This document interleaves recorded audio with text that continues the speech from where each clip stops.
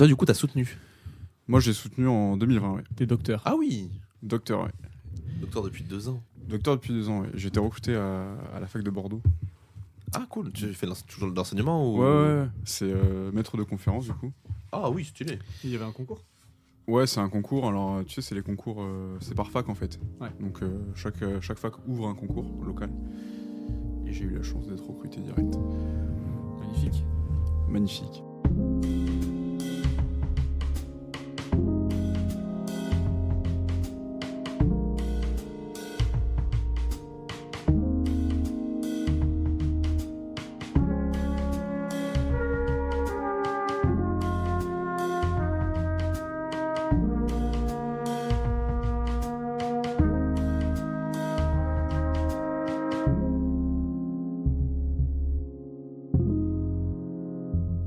Et bonsoir à tous. Bonsoir. Comment Bonsoir. ça va? Moi ça va. Et toi ça va? Jean, tu reviens en tant qu'intervieweur, c'est super. En plus, restez jusqu'à la fin. On Ah a ouais, une c'est jusqu'à annonce la à fin. vous On a une faire. super annonce à vous faire, c'est très important sur cet épisode. D'ailleurs, j'ai écrit épisode 30, c'est épisode 31, rien à voir. Hop là, on reçoit Mathéo aujourd'hui. Comment ça va? Eh ben, moi, ça va nickel. Merci de votre invitation. Mais Bah, pas de avec souci, plaisir, avec merci d'être plaisir. venu. On est très content de te recevoir aujourd'hui pour une thèse en droit public sur l'acte plurilatéral en droit public, tout simplement. C'est ça. Titre simple et efficace. Toujours. Ouais. Mais toujours en droit, vous êtes bien carré, bien droit, ça va vite. C'est Moi cool. j'ai fait ma petite recherche et j'ai vu que sur LinkedIn tu avais mis en info que la notion d'acte plurilatéral est issue d'une doctrine importée en France par Léon Duguy au début du XXe siècle. D'origine allemande, cette doctrine constitue à subsumer tous les accords de volonté sous métacatégorie nommée acte plurilatéral dont le contrat n'est pas sous-catégorie avec l'acte unilatéral. L'acte unilatéral forme un summa divisio des actes juridiques. Comme l'acte unilatéral. Tu vas nous expliquer tout ça parce vous avez que tout compris je ne comprends rien. Non, j'ai. Alors, en vrai, bon, déjà, vu que c'est le premier mot de la thèse, je pense qu'il faut commencer par là. C'est quoi un acte plurilatéral? Alors, l'acte plurilatéral, c'est un concept. C'est Ok. plus un concept véritablement qu'une chose bien définie. Et donc, c'est un concept que je propose à l'ensemble de mes collègues universitaires. Ok. Parce que pour l'instant, on a plutôt l'habitude de parler de contrat. Et l'acte plurilatéral, ça serait un concept plus large que le contrat, qui engloberait le contrat, mais aussi d'autres accords de volonté. Genre un méga contrat. C'est pas vraiment un méga contrat, c'est plus une catégorie conceptuelle. Ok. C'est une sorte de vide, c'est une abstraction Ouais. dans lesquelles on rangerait le contrat, mais aussi d'autres accords de volonté qui ne peuvent pas être qualifiés de contrat parce qu'elles ont des effets juridiques différents. Ok. Oui, il faut dire aussi que tu es. Enfin, je sais pas si tu l'as dit, que tu es docteur, du coup. Tu as soutenu ta thèse Non, en j'ai pas 2020. encore dit, oui. Je suis docteur, ouais, j'ai soutenu ma thèse le 6 octobre 2020, pour Ok. être exact. Félicitations déjà. Champion. Merci. Bravo. C'est chouette, toi. Et du coup, maintenant, tu travailles à l'université. Pour Ouais. l'université. J'ai été recruté après ma soutenance de thèse. Donc j'ai été recruté le 1er septembre 2021 à l'université de Bordeaux et je continue de donner des cours en droit public. Et tu donnes des cours et tu travailles toujours sur ce sujet Non, ça c'est un sujet que j'ai complètement laissé derrière moi. qui est Ok. fini ou Bon. qui est laissé. C'est jamais fini en soi. Après, c'est une thèse d'ordre philosophique. Ouais. Donc c'est une proposition. J'attends de voir si ça fonctionne, si c'est un peu repris. Et puis on verra. Mais moi, j'ai fait ma part du travail. J'ai proposé. Voilà, je laisse aux autres le soin de se saisir de la notion. Tu penses qu'il y aurait besoin d'autres thèses qui se basent sur la tienne pour exploiter du coup tout ce que tu as proposé? Le mettre en place, l'expérimenter? Je sais pas. En fait, moi, ma thèse, c'est vraiment. Tu en as parlé tout à l'heure dans le résumé. Ça vient d'un concept de Léon Duguy. Léon Ouais. Duguy, c'est un universitaire bordelais. D'ailleurs, l'université est rue Léon Duguy. Donc, c'était un peu la star de l'université. Le C'est Lionel Messi du droit. Le Resta de Pessac Talence. Exactement. Et du coup, c'était un concept du XXe siècle que moi, j'ai essayé de moderniser et d'appliquer au droit positif de notre époque, aujourd'hui. Et du coup, on va revenir sur cette thèse. C'est ce qui nous intéresse. Cette thèse, à qui elle va? Donc, tu disais, elle englobe plusieurs choses autour des contrats et du contrat. Et elle va servir à qui? Pourquoi? À quoi? Ça facilite quelque chose? Vu que c'est un concept que tu as repris et que tu as modernisé. Quel était le problème, en gros, de base? Et voilà, un petit peu tout ça. Alors, le premier problème de ma thèse, et c'est l'idée de base, c'est que la notion de contrat, elle a été abusivement utilisée. Et on a appelé contrats, tout un tas d'actes qui pourtant n'y répondaient pas. Le souci qu'on a, c'est qu'on n'a qu'une seule qualification pour les accords de volonté actuellement, qui est celle de contrat. Donc, si on veut qualifier juridiquement un accord de volonté, on est obligé de dire qu'il y a un contrat, parce qu'il n'y a pas de catégorie alternative. Et donc, l'idée de l'acte plurilatéral, c'est justement de créer des catégories alternatives au contrat pour pouvoir finalement identifier d'autres accords de volonté que le contrat. Alors, qu'est-ce qu'on entend par accord de volonté ? En droit, on a une summa divisio, pour reprendre encore un terme latin. Ça va jamais finir, Il nous met cette des histoire. couches. On a une grande distinction, pour parler français, Merci. une distinction entre les actes unilatéraux Ok. et en fait les accords de volonté. L'acte unilatéral, c'est celui qui va imposer, donc c'est l'acte d'une seule personne. Ouais. C'est un acte assez descendant, jupitérien, on pourrait dire. Et l'accord de volonté, c'est toi et moi qui allons discuter et qui allons tomber d'accord. Donc Ok. c'est vraiment le mode de formation de l'acte qui est très différent.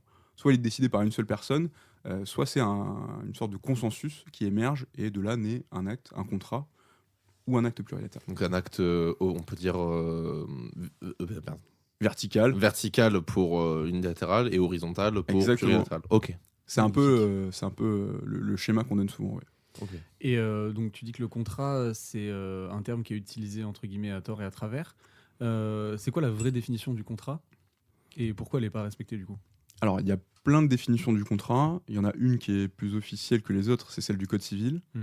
Alors, le Code civil nous dit, je crois, de mémoire, que c'est un accord de volonté destiné à créer des effets de droit. C'est une définition qui est hyper large, et le problème de cette définition, c'est qu'elle englobe un peu tout un tas d'actes qui finalement ne se ressemblent pas. Et après, vous avez des définitions doctrinales, donc c'est des universitaires qui disent, voilà, on a la définition du Code civil, mais moi je pense qu'il vaudrait mieux définir le contrat comme ça, et qui proposent donc d'autres définitions. Et c'est pour ça que ma thèse, c'est pas du droit très technique, c'est plutôt philosophique, et c'est proposer un autre regard que le droit officiel, entre guillemets. Ok, et il me semble pas qu'on ait reçu des gens qui faisaient une thèse plutôt dans le droit, mais côté philosophique. On a reçu des gens en droit, on a reçu des gens qui faisaient des thèses en philosophie ou sur une approche philosophique, mais pas trop en droit philosophique. Et donc, j'imagine que concrètement, tu n'as pas proposé vraiment une clé ou un outil directement, mais plutôt un axe de réflexion, ce que tu disais. Même tu as dit que ta thèse avait été éditée en livre. Ouais. C'est ça. Et donc j'imagine que quand même, cette thèse, elle peut être utilisée aujourd'hui dans le droit ou pas ? Ouais, alors elle est utile, mais elle est utile avant tout pour les enseignants. Ouais. Et même, j'espère, un jour pour les étudiants. Mais c'est plutôt une thèse qui est destinée à ceux qui réfléchissent sur le droit. C'est pas une thèse qui est directement, en tout cas, destinée aux praticiens. C'est-à-dire que l'avocat, lui, il va pas y trouver forcément son bonheur. C'est plutôt une thèse pour parler du droit. C'est pas une thèse pour faire du droit technique. C'est une thèse pour en fait matérialiser et se représenter le droit tel qu'il est aujourd'hui. Et ça, c'est hyper important aujourd'hui, justement, dans tout ce que tu disais et ce que je lis là. Attends, j'essaie de retrouver. Oui, tu disais dans ce résumé qu'il y avait une crise contractuelle que traverse notre ordre juridique donc aujourd'hui. Et donc tout ça va permettre à ceux qui réfléchissent le droit justement à clarifier un peu ça et à poser pas de nouvelles bases, mais justement à re-réfléchir les bases. Ouais, le but c'est d'essayer d'arrêter d'appeler contrat des actes qui finalement n'ont quasiment aucun lien entre eux. Donc moi j'ai essayé de travailler sur la notion de classification. Et donc l'idée de l'acte plurilatéral, c'est de dire que vous avez une grande boîte, et à l'intérieur de cette grande boîte, vous avez 4 autres boîtes qui sont plus petites. Alors il y a le contrat, première catégorie, ce que moi j'ai appelé la convention inimpérative. C'est des accords de volonté de droit souple qui n'entraînent pas de contraintes. Ensuite, on a la convention attributive. Là, c'est des accords de volonté qui vont attribuer un statut. Et enfin, on a la convention distributive. Là, c'est encore des accords de volonté, mais qui distribuent cette fois un statut. Donc l'idée, c'est finalement en fait de reclassifier les choses et de pouvoir être plus clair, de pouvoir mieux se comprendre quand on parle entre juristes. Et tout ce que tu décris là dans ces boîtes et ces différents types qui aujourd'hui sont appelés à tort des contrats, c'est en gros, c'est des accords écrits à chaque fois. C'est pas forcément des accords écrits. Alors le contrat, ça peut être un oral ou ça peut être écrit. En général, dans la pratique, c'est plutôt, surtout en droit administratif, où vous signez des marchés publics à plusieurs dizaines de milliers d'euros, là, évidemment, qu'on écrit les choses, ne serait-ce que pour des questions de preuve, mais en théorie, les contrats peuvent être oraux. Et quand tu vas acheter ton pain à la boulangerie, tu signes, non, puisque tu le signes pas sur le papier, mais tu passes un contrat avec ton boulanger. Sur le prix de ce que tu vas acheter. Ouais, exactement. Ok. Donc des contrats, t'en passes tous les jours sans t'en apercevoir. Ok, oui, c'est ce que j'avais l'impression de comprendre quand tu parlais justement de cette unilatéralité ou plus. Enfin voilà, quand tu disais entre deux personnes, quand ils se mettent d'accord, ça aussi, ça peut être entre nous juste un contrat oral en gros. Ouais, bien sûr, mais le contrat, c'est. Contrat de la street. C'est la base de la vie. Le contrat du couple, après, tout simplement. Ouais.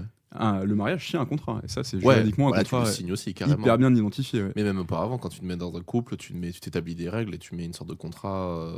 Là, on pourrait dire que c'est un contrat moral. Mais ouais, c'est moral. Est-ce que c'est vraiment un contrat au sens juridique du terme ? Ah bah. Et c'est ça qui est intéressant, c'est qu'on a des contrats philosophiques et des contrats juridiques. Mais j'imagine que, justement, pour bousculer un petit peu tout ça, c'est quand même assez difficile d'en parler et même de le vulgariser, puisque j'ai l'impression que tu essaies de détacher tout ça du mot contrat.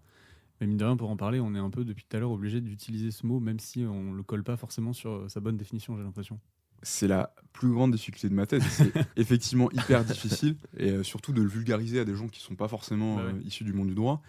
Et en plus, moi, je parle de choses, et pour les gens, ces choses-là sont des contrats. Donc évidemment que tu es obligé de commencer à expliquer...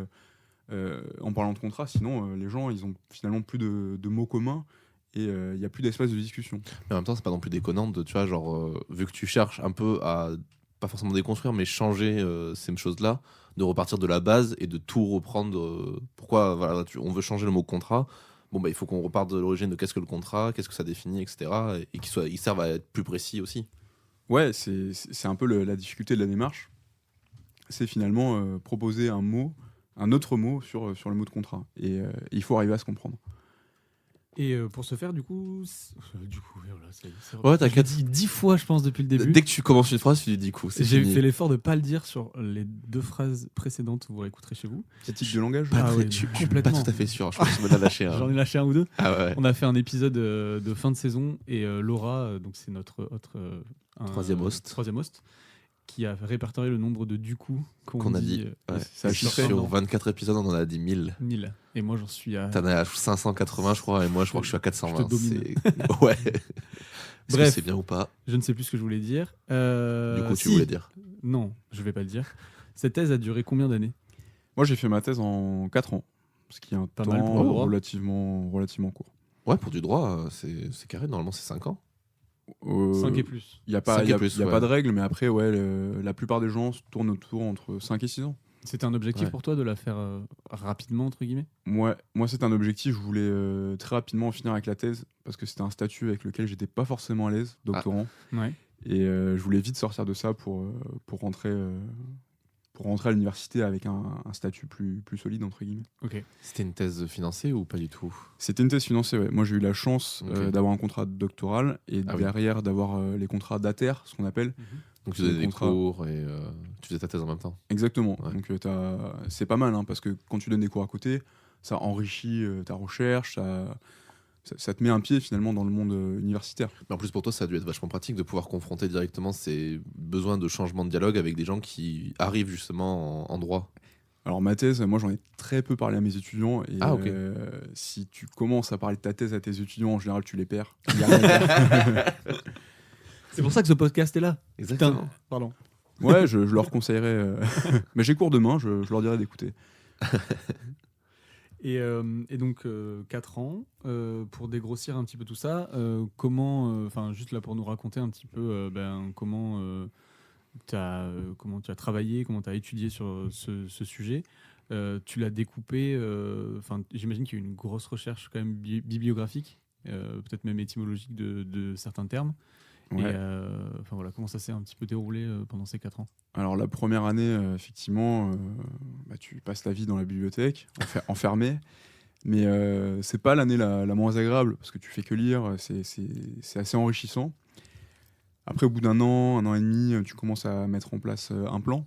Donc là, il faut structurer ta pensée, essayer d'avoir des axes logiques, et en fait de trouver le message que tu veux faire passer à tes futurs lecteurs.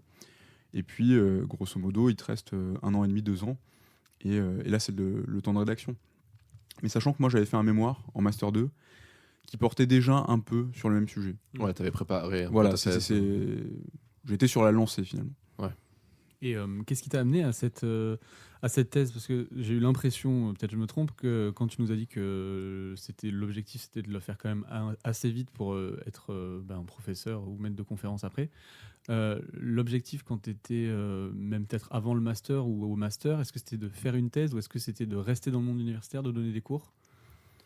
Non, franchement, moi j'ai été séduit par le monde universitaire assez tard. Et si j'ai fait une thèse, c'est parce qu'on m'a proposé un financement. Je pense que sans financement, très clairement, je me serais pas orienté vers la thèse. C'était pas un concours?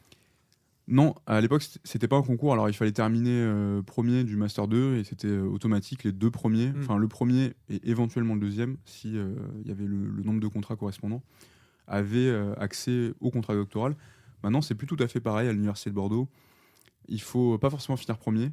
Il faut en fait présenter un projet de recherche et après, il y a une sorte de vote par une commission et c'est le meilleur projet qui remporte le contrat doctoral. Donc t'as été... Non, moi je vais juste dire que je trouve que c'est plus intéressant de faire ça parce que, comme par exemple, quand on avait reçu Laura, Ouais. Laura nous a toujours dit, moi j'étais la dernière de la classe et pourtant j'ai fait une thèse, quoi. Je pense pas que les thèses soient faites pour ceux qui sont les plus doués d'un point de vue de notation, en fait. C'est vrai, en fait, les deux systèmes ont leurs avantages. Je pense qu'il y a des gens qui sont très bons et qui n'ont pas forcément des bonnes notes, donc qui peuvent faire des très beaux projets sur des choses hyper intéressantes. Mais le système de notation, ça permet aussi de garder un petit côté objectif. Et vous savez, à l'université, ça peut se faire parfois à la relation, et voilà, il faut éviter ça aussi. Ouais. Quoi. Mais après, moi, je rejoins un peu Laura sur le truc d'être le dernier de la classe, parce que, bon, certes, j'ai arrêté ma thèse, mais quand moi, j'étais très fort genre, au collège, donc ça fait il y a des années. Ouais. Et ensuite, lycée et fac, j'étais pas spécialement le meilleur, j'étais genre dans le milieu bas du panier. Et par contre, arrivé en master, la dernière année de master, j'ai fini premier de la promo aussi. Et donc, ce truc de sélectionner les premiers, il y a aussi un truc où quand tu arrives en Master 2, c'est quand même vachement appliqué. Enfin, moi, pour ce que j'avais. Donc, je trouve que les deux systèmes, ça dépend évidemment Je pense que ça dépend surtout de la matière et du sujet que tu vas avoir. Mais c'est vrai qu'il y a des trucs, des fois, c'est un peu aberrant sur la sélection. Je suis assez d'accord aussi. En fait, c'est pas pour dénigrer le premier système. Comme tu dis, son premier système aussi a vraiment des super intérêts. Mais de ce que j'entends beaucoup et de ce que je remarque, c'est que les thésards sont des gens qui ont besoin quand même d'être un peu De liberté. libre, mais surtout besoin d'une certaine ouverture d'esprit et d'un truc très pas forcément volatile, mais un peu où tu peux aller expérimenter à droite à gauche. Et c'est souvent ce qu'on dit, c'est qu'un ingénieur, c'est carré, c'est très bien, c'est très fort, mais un thésard, c'est plus ouvert et ça a plus de recul. C'est pour ça que je trouve que le deuxième système a plus d'intérêt pour la thèse. Mais après, Joue la première année à rester dans la BU, c'est vrai que ça aide pas mal à s'ouvrir l'esprit. ouais, bah tu m'étonnes. Ouais, mais franchement, je vous rejoins complètement sur le système. Mais moi, le seul avantage que je trouve au système de prendre le premier, c'est que ça permet encore une fois une objectivité. Et ça permet finalement de ne pas prendre des gens qui, parce qu'ils ont des relations. Ouais, non, mais ça c'est sûr. Voilà. Ouais, mais du coup, tu prends aussi, du coup, malheureusement, le gars à qui tu vas pouvoir faire ce que tu veux. Puisque vu que c'est le gars qui est carré et qui respecte bien les règles. Obligé d'accepter quand. Enfin, tu vois, t'es pas obligé. Ouais, non, mais bien sûr. Il y a des gens qui refusent le contrat. Hein. Non, mais bien sûr, j'imagine bien. Je pense que justement, pour moi, le premier, il est pas en mode qu'il veut faire une thèse, il est en mode je veux juste mon master et je vais dans mon boulot. C'est direct, bien tracé, quoi. Mais en général, nous en droit, c'est les masters qui sont fléchés pour faire des thèses derrière. Donc en général, le premier, quand même, a plutôt tendance à rester à l'université. Et pour reprendre sur ton parcours, donc après tout ce travail dont tu nous as parlé, donc la fin de ta rédaction de thèse, elle était destinée à qui et la conclusion, enfin tu nous l'as dit tout à l'heure, à qui elle était destinée, et la conclusion de cette thèse, du coup par rapport à tout ce que tu nous as dit, était satisfaisante. Est-ce que tu as quelque chose à nous dire là-dessus, sur la conclusion ? Ma conclusion à moi, c'est qu'on peut utiliser effectivement l'acte plurilatéral, et c'est que ce concept qui a été imaginé il y a environ 100 ans, d'abord par les Allemands, puis après par les Italiens, et ensuite par les Français, avec notamment Léon Duguy, c'est que c'est un concept qui est toujours hyper utile pour décrire l'état existant du droit. Et donc j'encourage, moi, tous les juristes à se saisir de ce concept, et moi, c'est un concept que j'ai travaillé en droit public, mais je pense que c'est un concept aussi qui peut marcher en droit privé, voire en droit international. Ok, donc tu es plutôt fier de cette thèse et de cette conclusion. Ouais, je pense qu'il faut être fier de sa thèse parce que c'est un travail énorme déjà. Et après, il y a des thèses, effectivement, où on part sur une hypothèse et cette hypothèse se vérifie pas. Ouais. Moi, pour le coup, c'est plus une tentative de conviction. Mhm. J'avais la conviction que ce concept était utile et je me suis appliqué à essayer de le démontrer. Alors après, il y a des gens qui vont être convaincus et j'en ai croisé des gens qui m'ont dit bah écoute, ta thèse elle est super. Et j'ai croisé aussi des gens qui n'étaient pas du tout convaincus et qui m'ont dit bah écoute, ta thèse elle sert à rien. Oui, bah, pas forcément. Elle est éclatée au sol. Oui, c'est des gens qu'il faut pas forcément écouter. Enfin, surtout, il faut écouter les critiques, mais pas non plus prendre tout au pied de la lettre, je pense.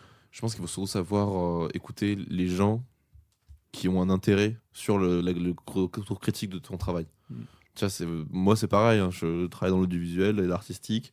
Et ben, je montre mon travail à plein de gens, mais il y a des gens qui vont me donner leur avis, j'en ai rien à foutre. Il y a des gens qui vont me donner leur avis, et c'est ceux-là qui vont être importants. Et autant les Tous ceux bonnes qui que les disent mauvaises que c'est critiques. bien, tu les écoutes. Ouais, direct. Naturellement. Ceux qui me disent que je suis un génie, je suis en mode mais kiffez-moi, putain, mais continuez comme ça. C'est grâce à ça que je vis, non pas du tout. Non, justement, c'est là où c'est intéressant, c'est de dire, bah, en fait, quelqu'un qui a un regard critique sur ton travail, que ce soit, et qui soit pas forcément du milieu, mais juste qui a un regard critique et pertinent, c'est ça qui est intéressant, même si c'est mauvais. Mais Et après, je tu as trouve mauvais, les j'aurais deux cas pris. parce que tu as des gens qui disent moi, je suis pas forcément convaincu par votre concept, mais j'ai aimé votre démarche et je trouve que malgré tout, même si c'est pas un concept que moi j'utiliserais, je trouve que votre thèse elle respecte tous les canons d'une belle thèse. Mm. Et il y en a d'autres, ils vont dire ah bah non, moi ça me parle pas. Et donc, ils dénigrent complètement en fait, Ouais, mais sans reconnaître les qualités formelles, parce qu'on peut ne pas être d'accord avec un travail et reconnaître pour autant la Le qualité travail. de ce travail. c'est ça pour moi qui fait la différence sur un regard critique et pertinent, tu vois. Genre, quelqu'un qui a un regard critique pertinent, il dit pas c'est de la merde. Il dit, même si je suis pas d'accord, ok. Ou alors il essaie de la mettre parce que. Non, même, tu vois, Je genre, rigole, je rigole. je sais pas. Mais après, ça, c'est ma philosophie aussi, tu vois. Genre, je trouve qu'on peut pas dire de quelque chose que c'est de la merde. Surtout quand t'as bossé 4 ans dessus. Surtout quand t'as bossé 4 ans dessus. Ou alors, c'est que vraiment, t'as rien branlé Ou pendant alors, 4 ans, c'est quoi. Mais vraiment bon, les Ou alors, faut le dire avec les formes. ouais, voilà. Et aujourd'hui, ton métier de maître de conférence, Ouais. qu'est-ce que t'en penses? T'es satisfait? T'es content? Tu t'amuses? Alors moi, je suis hyper satisfait de ce nouveau métier, donc c'est nouveau pour moi. Concrètement, c'est un prolongement de ce que je faisais avant. Mais tu as 3 aspects dans le métier de maître de conf. D'abord, tu as l'enseignement. Donc il faut écrire tes cours et essayer d'être le plus simple et le plus pédagogique possible envers tes étudiants. À côté de ça, tu as une partie administrative. Donc là, tu dois gérer, c'est les réponses aux mails, c'est parfois siéger dans des commissions, faire partie de centres de recherche, avoir des responsabilités administratives en général. Et puis, un dernier aspect, c'est faire de la recherche. On est enseignant-chercheur. Donc, on enseigne et on fait de la recherche à côté. Et la recherche, finalement, vient nourrir nos cours. Évidemment, quand moi je travaille sur un sujet de recherche, j'essaie toujours, finalement, de le placer d'une façon ou d'une autre dans un cours. Et on est d'accord, tu donnes pas des cours sur ton sujet de thèse? Non. Pas Alors, que ou pas du tout? Ou pas du tout. moi, je donne un cours de droit administratif général. Ouais. Et à cette occasion, j'évoque, mais Oui, voilà. très, très, très brièvement, Tu t'en sers pour tes cours. mon sujet de thèse. Hmm. Mais c'est rare. J'allais dire autre chose aussi par rapport à tout ça. Ça m'est sorti de la tête. Eh ben, nickel. C'est bien, non? C'est bien parce que j'ai rien pour relancer, moi, derrière. On est Attends, bien, ça va là. me revenir. On parlait de ton métier. Ah oui, si, ça y est, ça me revient direct.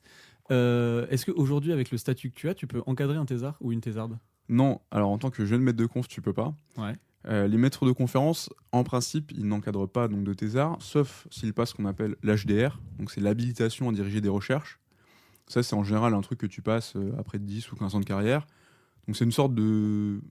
Alors je connais pas trop, mais je crois que tu refais une sorte de seconde thèse, tu refais vraiment un gros travail de fond et t'es évalué par un jury. Et si tu as ton HDR, tu peux à ce moment-là encadrer des thésards. Et sinon, si tu veux aller plus vite, tu passes l'agrégation. Ouais. Et en devenant professeur agrégé, là c'est automatique. La grecque te suffit pour être Ouais, parce que nous, encadrant de thèse? exactement. Ah ouais. L'agrég, nous, c'est la fin du parcours en fait. Parce qu'il y a plein de matières, notamment celles que tu as au lycée. L'agrégation, en fait, c'est un préalable pour commencer ta thèse. Nous, c'est tout l'inverse. D'abord, tu es thésard, après, tu es maître de conf. Et nous, l'agrég, c'est vraiment le sommet de la pyramide. Ça, c'est pour le droit. Ouais, d'accord, c'est c'est pour le droit, ouais. c'est pour ça. Et par exemple, pour vous donner un chiffre assez marquant, nous, tu as à peu près 20 agrégés tous les 2 ans dans toute la France. Donc c'est vraiment C'est peu. C'est peu, ouais. c'est peu. Et les agrégés, c'est vraiment du coup les élites, avec Ouais. des gros guillemets, de la discipline. Et est-ce que t'aimerais encadrer plus tard, du coup, parce que j'imagine pas demain, du coup.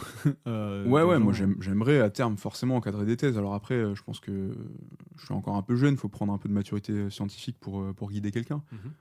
Parce que c'est quand même une grosse responsabilité. Le thésard, c'est à toi Oh là. de le choyer. Alors, je sais que c'est un sujet parfois compliqué. Épineux. C'est sûr, mais après, comme tu dis, tu vois, genre, t'es un jeune conférencier, tu vas faire plein d'autres choses et c'est toute cette expérience de travail et de vie qui va t'amener après à faire de l'encadrement de thèse. Ouais, c'est ça. Mais je pense qu'il faut, avant de prendre des gens en thèse, faut être, faut déjà être suffisamment solide pour pouvoir lui apporter quelque chose, quoi. Il faut pas prendre les gens en thèse à la légère. Ah bah, clairement pas, non. Oh, merci. Merci de penser ça. Ouais. Moi, j'ai une dernière petite question. Je sais pas combien de temps on en est. Ça va Bon, on est bien. Hein. On est bien. Ouais. Tout à l'heure, tu parlais de droit international. Ouais. Est-ce que c'est quelque chose que tu as pratiqué pendant ta thèse? Est-ce que c'est quelque chose que tu aimerais pratiquer aujourd'hui? Non, c'est pas quelque chose que j'ai vraiment pratiqué pendant ma thèse. Je l'ai effleuré, on va dire. Mais c'est pas quelque chose qui me dégoûte, mais c'est pas quelque chose qui m'attire non plus. Je sais pas comment le dire. C'est pas dans tes. C'est dans pas un tes centre trucs que d'intérêt t'aimes bien direct, aujourd'hui. Ouais, ok, très bien. Moi, j'avais 2-3 petites questions. Bon, on va faire des petits retours en arrière. Mais c'est pour plus parler de toi. Tu disais, la première année, tu as passé beaucoup de temps dans la recherche, vraiment dans la lecture, de la bibliographie, etc. Ouais. Et après, tu t'es mis à bosser dans des délais assez courts, etc. Est-ce que tu as senti que tu étais bien accompagné d'un point de vue peut-être psychologique sur ton travail? Parce qu'être tout seul dans une bibliothèque, ça doit être un peu dur au bout d'un moment. Alors moi, j'avais un super directeur de thèse, Ouais. très disponible. Donc ça, c'est génial. Je sais que c'est pas forcément le cas de tout le monde. Mais au-delà, je conseille aux jeunes doctorants de se faire un vrai cercle d'amis. Et c'est important d'avoir des gens avec qui on travaille, des gens avec qui on va prendre le café, des gens avec qui on va manger. Et le mieux pour ça, c'est de venir en fait quasiment tous les jours à la fac, ou au moins 2-3 jours par semaine, quoi. Ok, Et ouais. sans esprit de groupe, je pense que la thèse, c'est un fardeau psychologique énorme. Si on partage pas ça avec d'autres personnes, ça devient vite difficile. Il vaut mieux le partager avec des gens qui sont du même milieu, ou tu penses que c'est bien d'aller chercher d'autres thésards justement pour sortir un peu de. Ou même carrément pas des thésards aussi. Ou même Tu carrément veux pas dire, des thésards, ouais. d'autres disciplines? Ouais. Je pense qu'il faut un peu des deux, c'est-à-dire qu'il faut avoir des amis qui font complètement autre chose. Et moi, par exemple, j'ai gardé mes amis d'enfance, ça s'est toujours hyper bien passé. Mais c'est bien aussi d'avoir des thésards qui font vraiment la même discipline que toi. Parce qu'en droit, par exemple, nous, on a des exigences hyper spécifiques. Ouais, et moi, j'avais des potes en économie qui faisaient des thèses, mais ça n'a rien à voir. Et même la façon dont ils s'habillent, la façon dont ils ont des relations avec leur directeur de thèse, c'est un monde différent. C'est moins académique. C'est beaucoup moins académique. Ouais. Ouais. Tu peux boire des coups jusqu'à 6h du mat, parfois avec ton directeur de thèse. Ouais. Nous, en droit, c'est pas quelque chose qui se fait, quoi. Interdit. C'est écrit, c'est prohibé, un ouais. contrat. Hein, donc, Mais je rebondis un petit peu sur ce que dit Robin. C'est un peu la partie qu'on aime bien aussi dans ce podcast. C'est comment s'est passée la thèse pour toi de manière personnelle et qu'est-ce que ça t'a apporté outre toutes ces qualités justement du droit public et de la connaissance, de l'aspect scientifique. La thèse, c'est vraiment un cheminement perso, quoi. Moi, c'est les montagnes russes. C'est-à-dire que des fois, tu trouves des trucs, t'es hyper bien psychologiquement, t'es content, t'as envie de bouffer le monde, tu te dis, mais je vais révolutionner quelque chose. Et le lendemain matin, tu te dis, putain, mais en fait, j'y arriverai jamais, c'est hyper dur, en fait, ce que je dis, ça n'a pas d'intérêt. Donc, t'es toujours en pointillé. Mais après, ça t'apprend une rigueur, ça t'apprend un effort sur le ton long, quoi. Et je pense que c'est important. ça va faire rire, on dirait moi avec ma dépression. C'est des montagnes. Des fois, tu te lèves et tu fais ah, et après tu fais oh. Mais je pense que ça parle à Ok. beaucoup de monde, quoi. Ouais, de ouf. Mais en vrai, là, depuis, à force de côtoyer des thésards qui, pour moi, étaient vraiment un univers, comme tu disais, genre élitiste, très. Ouais. Je me rends compte qu'en fait, c'est peut-être c'est limite peut-être les gens les plus humains qu'on est dans le coin, parce que c'est. Je sais pas, genre, je trouve qu'il y a un travail très personnel qui se fait pendant cette période-là, encore plus violent que l'arrivée à la fac. Et toi, je sais pas trop, on est arrivé là-dessus au final, mais comment tu as vécu au final tes 4 années de thèse, quoi. Moi, je les ai plutôt bien vécus, mais après, t'as toujours des moments difficiles. Hmm. Et il faut faire face, quoi. Il faut pas abandonner. Moi, j'avais l'idée de prendre ma thèse en fait comme un sportif pro. Ouais. C'est-à-dire que chaque matin, je me disais, il faut que je me lève tôt, que j'écrive au moins une page quand je suis en période de rédaction, Et tous les jours, je faisais 8 à 9 heures de travail. Mais en tout cas, si j'avais pas écrit ma page, j'allais pas me coucher. Et je sais qu'il y a des gens qui prennent les choses différemment et qui se disent bah, si j'arrive à écrire, j'écris. Si j'arrive pas, j'arrive pas. Et moi, j'avais vraiment cette envie-là d'instaurer une discipline, une routine. Et pour moi, ça a super bien marché. Ouais. Mais je sais que tout le monde n'est pas forcément sensible à ce genre de méthode. Mais en plus, t'as dû t'imposer des horaires, non, pour ton taf, ou t'avais des horaires à respecter Non, avec ton alors, école doctorale? en thèse, t'es hyper libre. C'est-à-dire Ouais. que si tu veux rester 2 mois chez toi sous ta couette, mais Tu peux, personne te dira rien, quoi. Sauf pour tes cours, où là, t'es quand même obligé d'y aller. Ouais, bien sûr. Mais pour ta recherche perso, non, t'as personne qui va te driver. Et c'est à double tranchant. Il y a des gens qui le gèrent bien et d'autres non. Après, c'est vrai que c'est, comme tu dis, c'est l'avantage. C'est que l'avantage, c'est que la force que toi t'as eu, c'est de prendre ça comme un truc sportif. Et du coup, c'est dur les 2 premières semaines, mais une fois que tu les as bien rentrés, ça y va tout seul, quoi. Ouais, moi, mais parce que je fais pas mal de sport à côté, et j'aimais bien ce côté vraiment militaire, discipline. Et c'est un truc que je conseillerais aux nouveaux doctorants. Ouais, de bien se driver. Et... Mais il faut avoir faim. Quand tu arrives en thèse, il faut avoir faim. Ouais, faut avoir envie de montrer des choses et il faut s'y tenir. Parce que sinon, tu pars. Enfin, il y en a plein qui partent en dépression, quoi. Ou qui arrêtent, ou qui. Ah, ces gens qui arrêtent les thèses, putain. Non, mais en plus, moi, j'ai mais super peu de qui ont arrêté. Ça vient aussi ça vient de mille choses, la ça vient de mille résultat, choses. Ça vient Ouais. de la volonté que tu as au début, de la volonté que tu as genre pendant, et de l'encadrement aussi, de ton environnement, ouais. de l'environnement de travail et tout, c'est sûr. Et puis de ce qui t'attire aussi Ouais. ailleurs, au final. Tous les gens qu'on a reçus ou qu'on a connus qui ont arrêté des thèses, il n'y en a aucun qui m'a sorti la même raison. Oui, et puis en C'est- plus, là, toi, tu as beaucoup de recul, puisque ça fait 2 ans que tu as terminé ta thèse. Ouais. Tu as quand même pas mal de recul dessus. Je pense qu'on t'aurait interviewé certainement, je sais pas à quel moment ça a été 2019, le plus dur. Ah ouais, Mais si à un moment où c'était très dur, je pense que tu n'aurais pas eu le même regard sur ta thèse, tu n'aurais peut-être pas dit les mêmes choses. J'aurais pu venir en pleurant. Ouais. Parce que ouais, c'est ça, non mais on a reçu des gens, c'était la moi PLS, j'adore hein. ça, parce qu'on a reçu des gens qui sont au tout début. Enfin moi c'était quand on a commencé le podcast, c'était au tout début, j'avais pas du tout T'avais la 6 même mois de thèse, vision. je crois. Et t'en as, ils sont à la moitié quand ils ont eu les premiers résultats. Je parle du côté sciences appliquées, où tu as les premiers résultats. Soit tu as ceux qui sont complètement perdus, soit tu as ceux qui sont genre morts de faim aussi. Et après, on reçoit aussi ceux juste avant de soutenir qui sont pas bien du tout.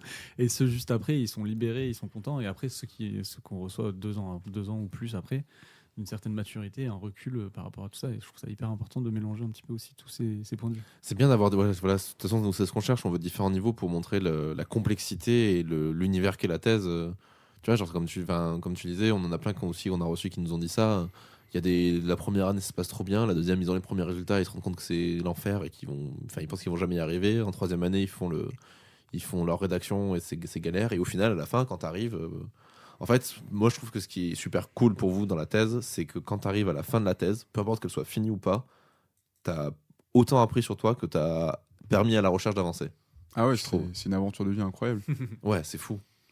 Et du coup, Oh ouais. Bravo. et il était beau celui-là. T'es Il est magnifique. bien placé. Toi, dans qu'est-ce que ça t'a apporté au final, cette thèse, personnellement?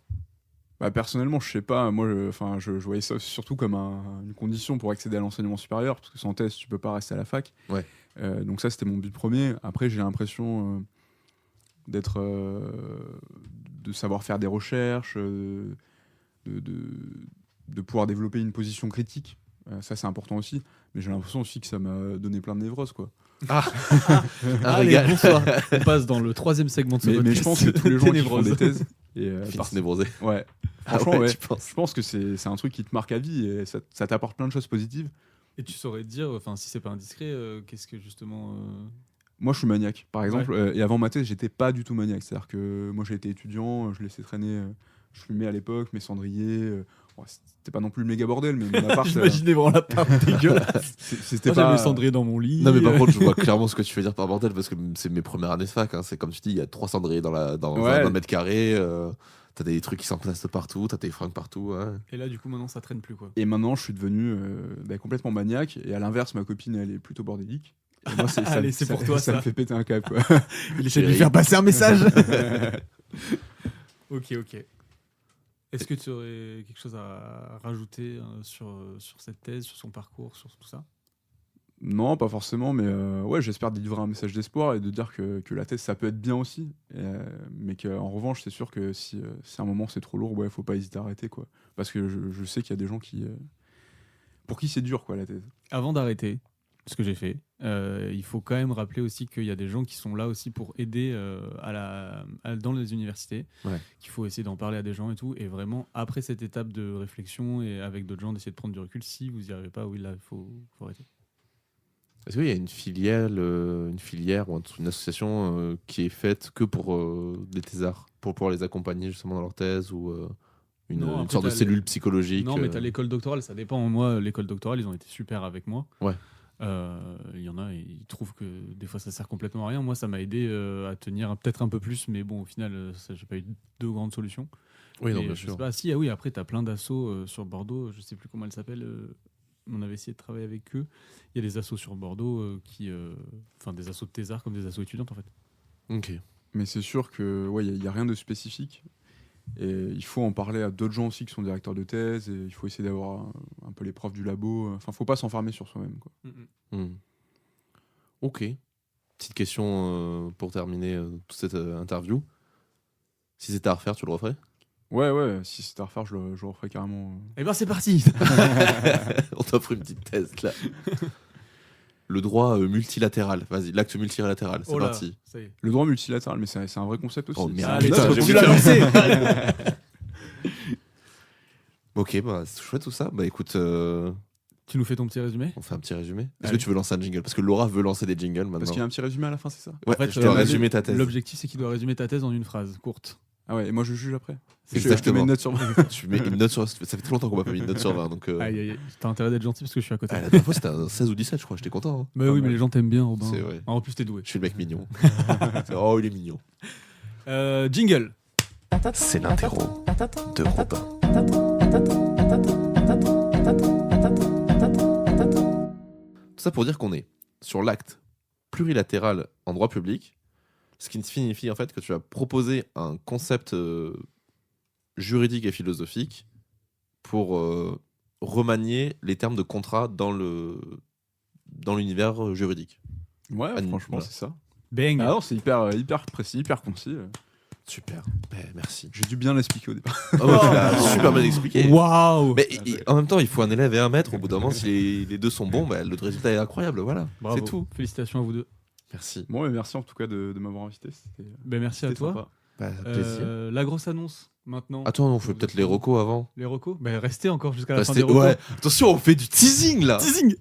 Alors oui, Putain, les recos. je sais pas du J'avais tout si, oublié. ouais, je sais pas du tout si on t'a prévenu. Est-ce que Laura t'a prévenu? C'est par rapport à un truc culturel, c'est ça? Ouais, c'est ça. Laura t'a prévenu.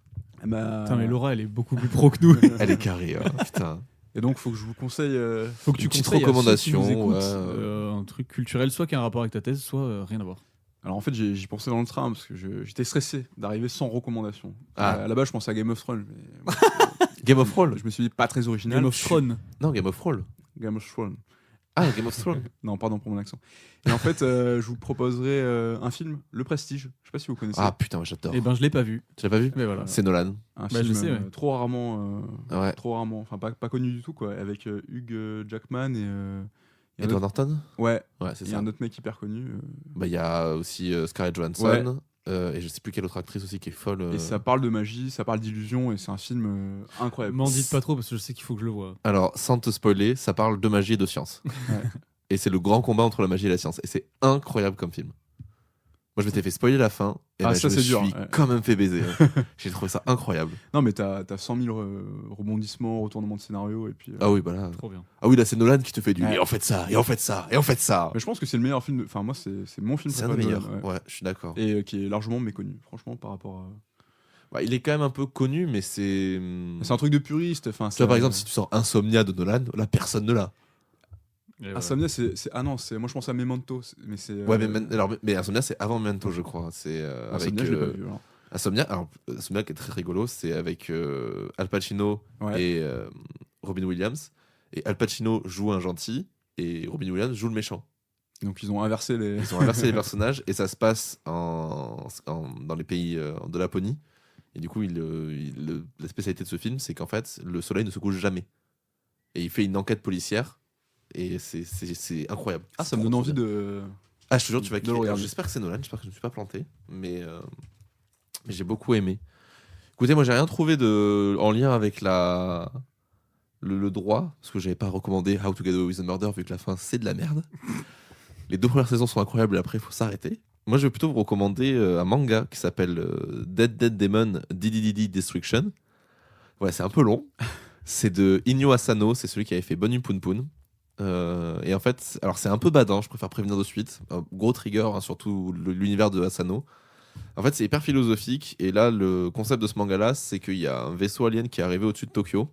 Et on ne sait toujours pas quelles sont les intentions des aliens. Et tu suis un groupe de lycéennes qui partent à la fac, grandir dans un Tokyo qui est en guerre contre une menace dont on ne connaît pas l'ampleur. C'est incroyable. C'est juste incroyable. Ils sont tous là-bas, dans la bibliothèque. Je les ai tous, enfin, Vous pouvez venir chez Robin pour les lire. Ouais, si vous voilà, voulez. vous pouvez venir. Vous vous posez dans mon salon avec plaisir. Non, c'est assez fou. Ça traite de plein de thématiques. Ça parle de grandir. Il avait déjà traité de l'enfance dans Bonnie Poon Poon. Et là, il traite vraiment de cette condition de guerre, en fait. Mais de guerre dont tu ne dis pas que c'est une guerre. Enfin, de tout ça, tout ce qui est ces nouvelles guerres, en fait, qui existent. Et qu'est-ce que c'est que d'être un adulte en devenir dans ce monde-là. C'est génial. Ça mélange un peu de science-fiction aussi, c'est très cool. Je suis très très fan. Moi j'ai complètement oublié, du coup je vais vous recommander, je crois que j'avais déjà recommandé la série Dark sur Netflix. Ouais. C'est une série allemande qui est en 3 saisons que j'avais beaucoup aimé, et la même équipe a réalisé et produit du coup une série qui s'est sortie il n'y a pas longtemps sur Netflix qui s'appelle 1899 et qui a été entièrement tournée pendant le premier confinement.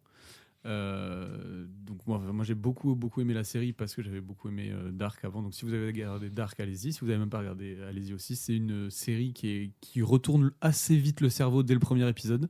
Donc c'est une histoire d'un bateau un peu en mode Titanic avec plein de gens de nationalités différentes avec un background un peu sale à chaque fois pour chaque personnage.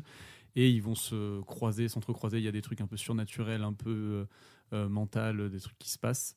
C'est assez intéressant. Et la BO et le son, c'est monstrueux. C'est à qui chaque cette fin fois-ci d'épisode. Mais je sais plus, mais en fait, à chaque fin d'épisode, donc déjà la bande originale est trop bien. Et après, les musiques qu'ils mettent dedans, en plus, à la fin de chaque épisode, il y a une musique qui est hyper connue. Je ne saurais pas vous les citer, mais toutes sont hyper connues et emblématiques et elles sont incroyables. Donc voilà, je passe un très bon moment devant cette série, donc allez la regarder. 1989 1899. 1899. Ok. Voilà. Très bien. Eh bien, écoutez, si on a fait le tour, c'est très bien. Merci Mathéo d'être venu. Et merci à vous, c'est un plaisir. Du coup, qu'est-ce que j'annonce? Ah, c'est putain, maintenant oui, ou faut que tu pas? fasses ton annonce. Faut que je c'est fasse mon vrai. annonce, Bah ça y est, oui, je faut le que tu fasses dis. ton annonce maintenant. Je ne serai plus là pendant au moins 1 an. C'est fini, dit de gens. Pour taisez-vous pour l'instant. Petit voyage. Ouais, petit voyage. Je pars en Asie du Sud-Est. Bon, là, on enregistre. On est quoi? On est le 1er décembre. On est le 1er décembre. Je pars en février. J'enregistrerai peut-être quelques épisodes. Mais déjà, j'en avais enregistré un peu moins. Je ne suis pas remplacé par Laura non plus. Mais Laura vient nous aider. Et, Non, voilà, Laura est juste une nouvelle comparse dans l'équipe. Qui est carrée. Et Mais de chez carré. Et en plus, elle a l'avantage d'elle être docteur et moi non. Non, je rigole. Mais voilà, non, voilà. Donc je serai certainement absent pendant un an. Et puis je serai de retour. On vous l'annoncera quand je serai de retour. Et puis voilà. Ouais, on fera des petits messages, on se tiendra au courant quand même. Et tu pars dans quel pays exactement? Je pars en Asie du Sud-Est, au Laos, Ok. au Cambodge, Vietnam pour le moment, Cool. en sac à dos.